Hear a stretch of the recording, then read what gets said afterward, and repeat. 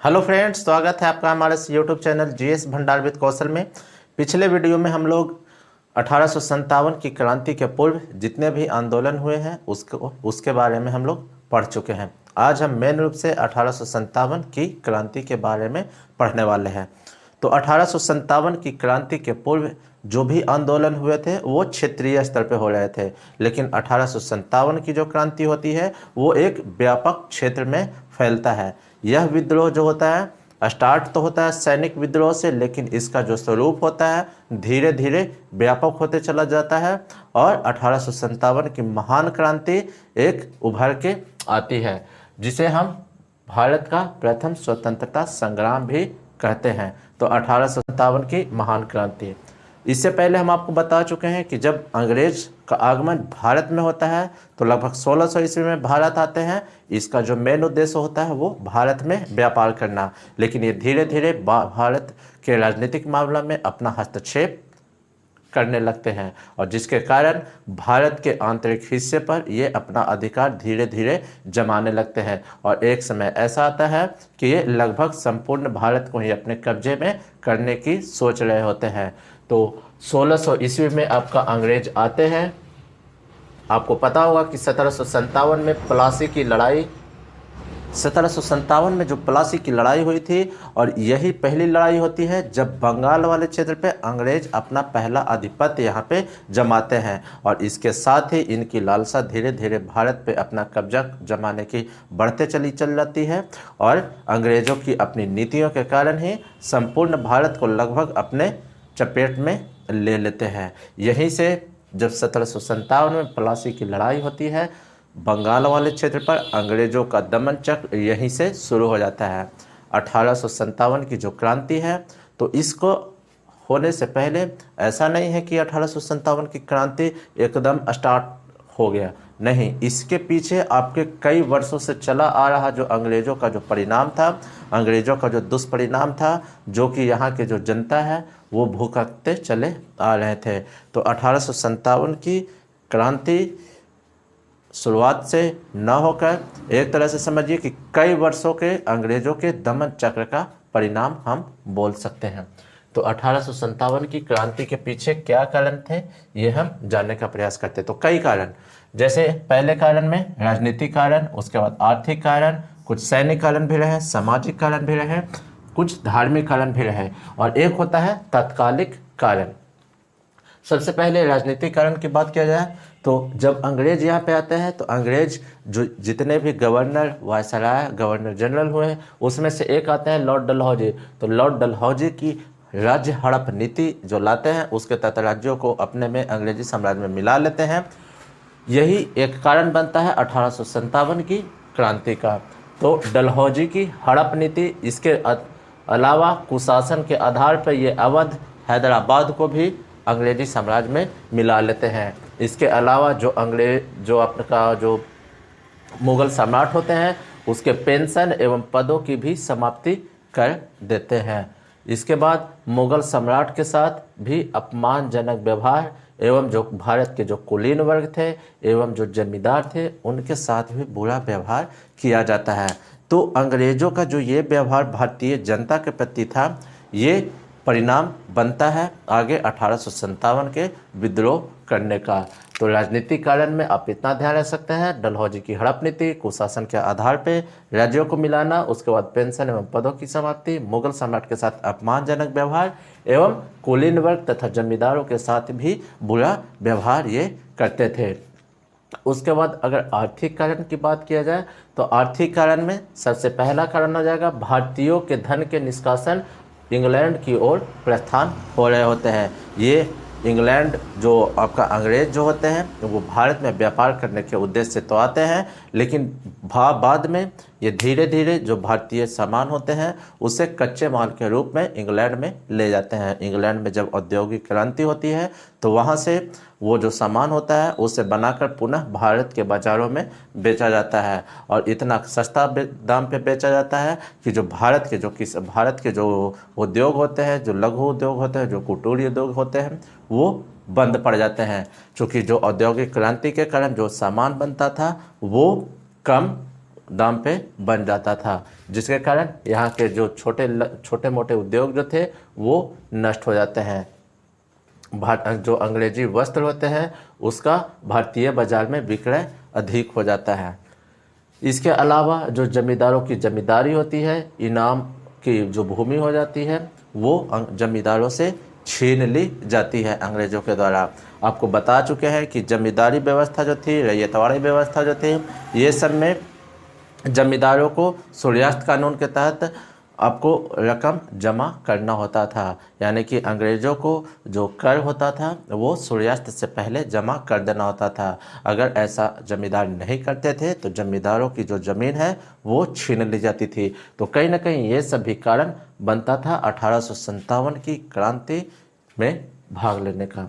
इसके बाद किसानों की दरिद्रता, ये सब जितने भी बंदोबस्त लाए गए थे ये किसानों को एकदम कमज़ोर करने वाले थे, क्योंकि अगर अनाज नहीं भी उत्पन्न होता था फिर भी इनसे जबरन टैक्स वसूला जाता था। अगर ज़बरदस्ती टैक्स वसूलेंगे तो फिर किसानों में रोष तो पैदा होगा ही, आक्रोश पैदा होगा ही।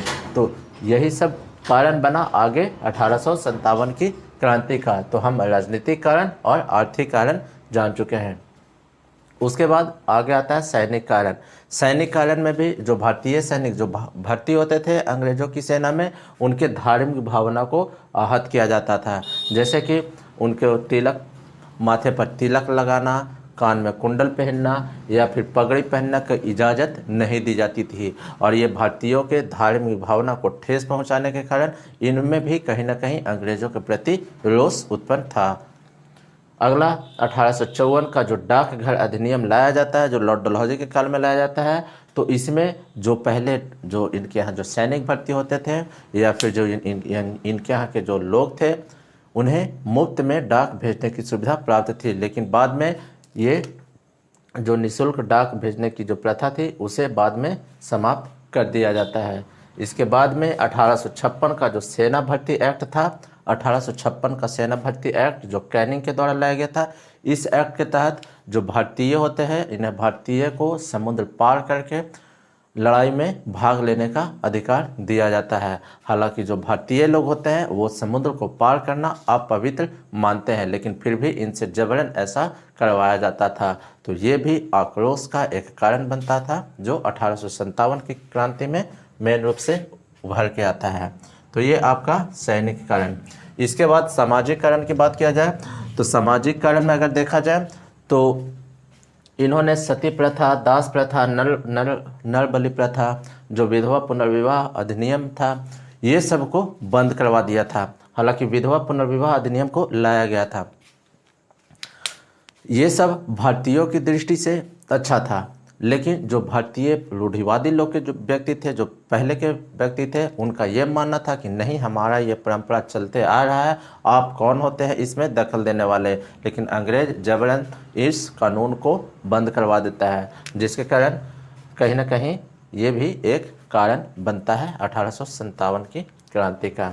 इसके बाद डॉग्स एंड इंडियंस, जो अंग्रेज़ों की जो कॉलोनी होती थी, अंग्रेज जहाँ बसते थे, अंग्रेज जहाँ पे भारत में रहते थे, तो अंग्रेज का कहना था कि dogs and Indians are not allowed, यानी कि हमारे यहाँ कुत्ता और भारतीय हमारे यहाँ प्रवेश ना करें। तो ये एक बेहद अपमानजनक बात थी भारतीयों के लिए, और यही भी एक कारण बनता है। तो अंग्रेजी कॉलोनी में कुत्तों और इंडियंस का प्रतिबंध, डॉग्स एंड इंडियंस का प्रतिबंध था अंग्रेजी कॉलोनी में। चलिए, इसके अलावा रेलवे के जो प्रथम श्रेणी के डिब्बा होते थे वहाँ भी भारतीयों को अलाउ नहीं किया जाता था। साथ ही साथ जो भारतीय न्यायाधीश होते थे उनको मुकदमा करने का अधिकार यूरोपीय के प्रति नहीं था। तो ये भी कारण बनते हैं सामाजिक कारण में, जो एक क्रांति के रूप में आगे उभर के आता है। धार्मिक कारण की बात किया जाए तो 1813 ईस्वी में ईसाई मिशनरी जो है वो भारत में आती है। किस लिए आती है? तो लोगों के धर्म परिवर्तन के लिए। इसके अलावा ये सेना में भी जो ईसाई के लोग होते थे, सेना में एक उपदेशक की नियुक्ति करते थे।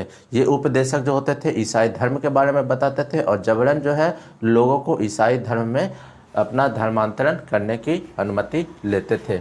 इसके अलावा अकाल के समय में ये ईसाई जो जब अकाल पड़ता था तो अकाल के समय में ये जबरन लोगों को ईसाई बनाने पर जोर देते थे और उन्हें छोटे मोटे प्रलोभन देकर उन्हें ईसाई ज़बरदस्ती बना दिया जाता था। इसके अलावा 1850 का एक लेक्स लॉकी कानून, 1850 का लेक्स लॉकी कानून, जिसको हिंदी में धार्मिक अयोग्यता कानून भी कहा जाता था। लेक्स का मतलब होता है कानून और लॉकी का मतलब स्थान, यानी कि जिस स्थान पर कोई अपराध होगा उस स्थान के कानून के हिसाब से ही कार्यवाही की जाएगी। यानी कि अंग्रेजों के समय में जो कानून बनाया हुआ था वो अलग अलग स्थान पर अलग अलग कानून बनाया हुआ था, इसे ही लेक्स लॉकी कानून कहा जाता है। और जिस स्थान पर अगर आप कोई क्राइम होता है उस स्थान के कानून के हिसाब से ही आप पर कार्रवाई की जाएगी। तो ये जो कानून था इसके प्रति भी लोगों के प्रति द्वेष था। इसके अलावा भारतीय जो है धर्म परिवर्तन कर लोगों को ज़बरदस्ती ईसाई बना देते थे, और लेकिन जो धर्मांतरण होता था तो धर्मांतरण के आधार पर जो उनकी पैतृक संपत्ति होती थी वहाँ से उसे बेदखल नहीं किया जाता था। मान लीजिए कोई हिंदू है, अगर उसे ज़बरदस्ती ईसाई बना दिया जाता है तो जो संपत्ति जो उसका पैतृक संपत्ति पहले से था वो उसके पास ही रहेगा। ये सब तो कारण आपका हो गया राजनीतिक, आर्थिक, सैनिक, सामाजिक कारण और धार्मिक कारण में। लेकिन ये कई वर्षों से चला आ रहा था। जैसे 1757 ईस्वी में अंग्रेज जो है बंगाल पे अपना अधिकार जमाते हैं, और ये क्रांति कब हो रही है? 1857 में। लगभग 100 साल, यानी कि इन 100 सालों के लोगों के असंतोष का परिणाम ही 1857 की क्रांति थी। यानी कि लगभग इतने 100 सालों से जो लोग थे, जो भारतीय लोग थे, वो इनसे त्रस्त होते चले आ रहे थे। और यही उबाल जो है, यही असंतोष जो है अचानक फूट पड़ता है। कब? जिसे हम तात्कालिक कारण के रूप में बोल सकते हैं, जब चर्बी वाले कारतूस का प्रयोग अंग्रेज भारतीय सैनिकों को उपयोग में लाने के लिए बोलते हैं। तो इसका तत्काल 1857 के तात्कालिक कारण में क्या आ जाएगा? तो 1857 की तात्कालिक कारण यही हो जाएगा, चर्बी वाले कारतूस का प्रयोग। जो पहले जो राइफल होते थे जिसे पुराने ब्राउन बेस बंदूक बोला जाता था, तो पुराने ब्राउन बेस बंदूक के जगह नए एनफील्ड राइफल को मंजूरी दे गई। ये कब हुआ था? तो ये 1856 में हुआ था।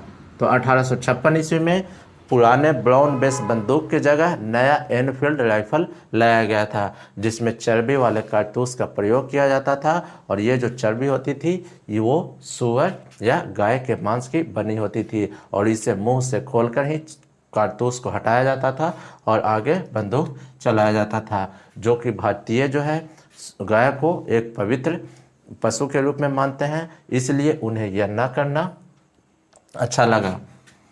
इसलिए आपका तत्कालिक कारण में मुख्य रूप से ये पॉइंट ध्यान में रखना है कि चर्बी वाले कारतूस का प्रयोग ही 1857 की क्रांति का तत्कालिक कारण बना। अब इस विद्रोह का प्रारंभ कहाँ से शुरू होता है, जो ध्यान रखना है। तो अभी 1857 की क्रांति में हम लोग मेन रूप से कारण पढ़े हैं और उसके तत्कालिक कारण के बारे में पढ़ चुके हैं। अब इस विद्रोह का प्रारंभ कहाँ से शुरू होता है, जो देखते हैं।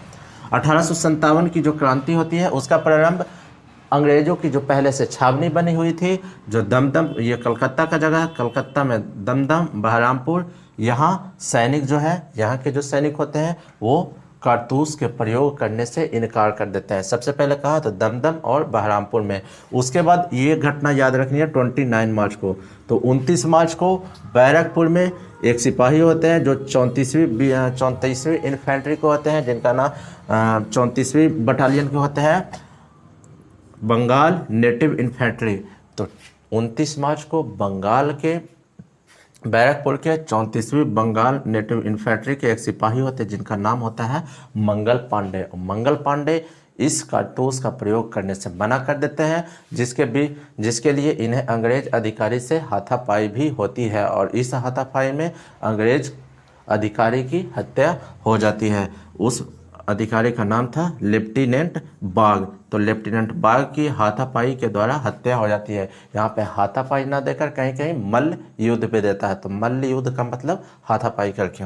उसके बाद जो सार्जेंट होते हैं, सार्जेंट मेजर ह्यूस्टन की हत्या ये गोली मार के कर देते हैं। तो ये पॉइंट आपका इम्पोर्टेंट है कि 29 मार्च को बंगाल के बैरकपुर के 34वें इन्फेंट्री के जो एक सिपाही होते हैं जिनका नाम होता है मंगल पांडे, ये कारतूस का प्रयोग करने से इनकार कर देते हैं, जिसके लिए सबसे पहले लेफ्टिनेंट बाग से इन्हें हाथापाई होती है जिसमें उसकी जान चली जाती है। और उसके बाद सार्जेंट मेजर ह्यूस्टन जो होते हैं, मेजर ह्यूस्टन की गोली मारकर हत्या कर देते हैं। कौन? तो मंगल पांडे। बाद में मंगल पांडे को बंदी बना लिया जाता है। अब बंदी बनाने के बाद 8 अप्रैल को मंगल पांडे को फांसी दे दी जाती है। तो यहीं से विद्रोह का प्रारंभ एक तरह से स्टार्ट हो गया। यानी कि यह तत्कालिक की बंगाल के अलग अलग जगहों पे, दमदम पे, बहरामपुर पे, बैरकपुर में, ये सब में क्या चल रहा है? ये सब में कारतूस का प्रयोग नहीं किया जा रहा है। कारतूस का प्रयोग करने से लोग सैनिक जो लोग मना कर रहे हैं, लेकिन बैरकपुर में इसका प्रारंभ हो जाता है और मंगल पांडे यहाँ 2 अंग्रेज सिपाहियों की हत्या कर देते हैं। लेकिन बाद में 8 अप्रैल को मंगल पांडे को फांसी भी दे दी जाती है। मंगल पांडे की फांसी के साथ ही इसका विद्रोह एक तरह से और बढ़ जाता है। मेरठ में जो 3LC परेड था, यहाँ पे जो 20वीं इन्फेंट्री के जो सैनिक थे उसमें 90 घुड़सवार परेड कर रहे होते हैं। और इस 90 घुड़सवार में जब 85 घुड़सवार ऐसे होते हैं जो इनकार कर देते हैं कारतूस का प्रयोग करने से। तो मंगल पांडे की फांसी के बाद 20वीं इन्फेंट्री के जो सैनिक होते हैं वो मेरठ में 90 घुड़सवार में से 85 घुड़सवार सैनिक मना कर देते हैं कारतूस का प्रयोग करने से, जिससे क्रुद्ध होकर आपका जो अंग्रेज होते हैं वो इन्हें निष्कासित तो कर ही देते हैं, साथ ही साथ इन्हें 5 साल की सज़ा भी देते हैं। तो इन्हें बर्खास्त कर देते हैं, साथ ही 5 साल की इन्हें सज़ा देते हैं। तो इनमें भी कहीं ना कहीं आक्रोश भरा हुआ था, जन असंतोष इसमें भरा हुआ था। 10 मई को मेरठ में ये जो सैनिक होते हैं, ये सैनिक जो होते हैं ये खुला विद्रोह कर देते हैं और पूरे छावनी पर, जो अंग्रेजों की जो पूरा छावनी थी उस पर अपना नियंत्रण स्थापित कर लेते हैं। कहाँ? तो 10 मई को, यानी कि 10 मई को 1857 की जो विद्रोह की आग होती है वो पूरी तरह से भड़क गई होती है और 10 मई को पूरी छावनी पर अपना ये नियंत्रण स्थापित कर लेते हैं।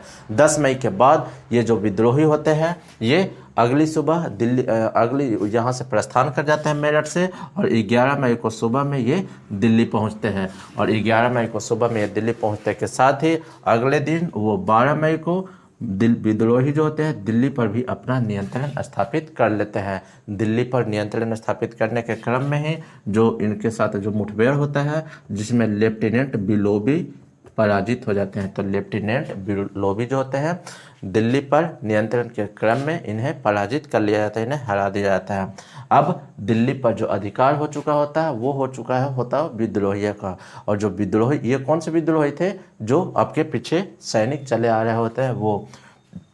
अब यहाँ से बात आती है दिल्ली प्रशासन को चलाने की। तो उस समय जो मुगल बादशाह हुआ करते थे वो मुगल बादशाह कौन थे? तो बहादुर शाह द्वितीय अर्थात बहादुर शाह जफर। तो दिल्ली प्रशासन को चलाने के लिए जो बहादुर शाह जफर होते हैं उन्हें अपना एक नेता के रूप में चुन लिया जाता है। प्रारंभ में जो दिल्ली प्रशासन का जो लीड होता है वो बहादुर शाह जफर के पुत्र के रूप में आगे आते हैं। तो बहादुर शाह जफर के पुत्र जो होते हैं स्टार्टिंग में इसका नेतृत्व करते हैं, लेकिन बाद में इसकी जब हत्या कर दी जाती है तो इसका नेतृत्व जो होता है वो बहादुर शाह जफर के सेनापति बख्त खान संभालते हैं। चलिए, बाद में 12 मई 1857 को जब दिल्ली पर विद्रोही का नियंत्रण हो चुका होता है, बहादुर शाह जफर को अपना नेता बना चुके होते हैं। इसके बाद जो हडसन होता है, जो अंग्रेज अधिकारी हडसन होता है, वो पंजाब से अपने सैनिकों को बुलाता है। पंजाब से सैनिकों को बुलाकर 20 सितंबर 1857 को पुनः दिल्ली पर अधिकार कर लेता है। और इस दिल्ली पर अधिकार करने के क्रम में जो जो बहादुर शाह जफर का जो पुत्र था जिसका नाम था मिर्ज़ा मुगल और मिर्ज़ा ख्वाजा सुल्तान, इन दोनों की गोली मारकर हत्या कर दी जाती है। साथ ही में बहादुर शाह जफर का एक पुत्र भी था जिसका नाम था मिर्ज़ा अबू बकर, उसकी भी हत्या कर दी जाती है। कौन करता है? तो हडसन। इस प्रकार आपका ये जो विद्रोह का प्रारंभ कहाँ से शुरू होता है और कहाँ पे लास्ट हो रहा है ये हम देख चुके हैं। तो ये हम अभी स्टार्टिंग का ही कुछ पॉइंट देखे हैं, क्योंकि जैसे ही 12 मई को विद्रोही जो होता है दिल्ली पर नियंत्रण करते हैं, इसके अलावा भारत के कई कई क्षेत्रों पर इसका विद्रोह प्रारंभ हो जाता है, जैसे अवध वाले क्षेत्र पे, लखनऊ वाले क्षेत्र पे, बिहार वाले क्षेत्र पे। तो इसका प्रारंभ धीरे धीरे और शुरू हो जाता है। तो हम आगे आने वाले वीडियो में इसका प्रारंभ कहाँ कहाँ, जैसे अवध में, लखनऊ में इसका नेतृत्वकर्ता कौन थे, झांसी में इसका नेतृत्वकर्ता कौन थे, ये सब हम अगले वीडियो में पढ़ने का प्रयास करेंगे। फिर इसके बाद 1857 की क्रांति के क्या रहा, ये सफल रहा आंदोलन या फिर असफल रहा, और फिर इसके क्या परिणाम निकले, वो हम अगले वीडियो में जानने का प्रयास करेंगे। तो आज के वीडियो में हम 1857 की बस कारण और कहाँ से ये विद्रोह प्रारंभ हुआ उसके बारे में जान लिए हैं। तो ये सारा पॉइंट आपको एग्जाम में पूछा हुआ है, ये सारे पॉइंट आपको एग्जाम में आते हैं, तो इसका रिवीजन कीजिए और इसका ऑब्जेक्टिव बनाइए। मिलते हैं फिर अगले वीडियो में, तब तक के लिए धन्यवाद।